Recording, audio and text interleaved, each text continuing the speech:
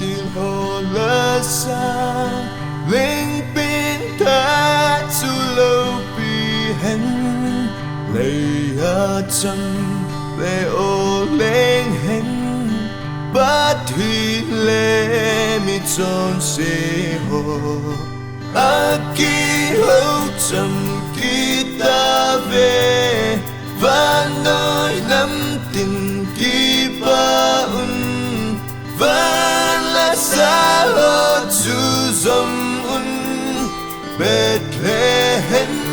khổ sung ngã chung Christa chu a hùng bên tai lên bên thả chu lâu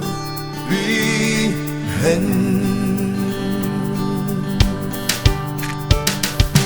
chung nung bên in a vắt trôi Christa đón sốt ba gai chu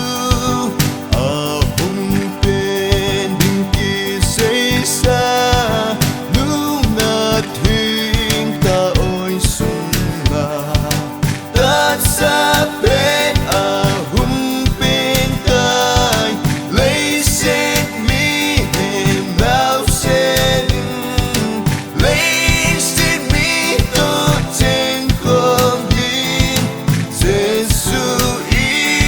Emmanuel chu ngài ơn van tiếng hô la xa lên bên thác chu lâu vì hẹn la la la la la la la la la la la la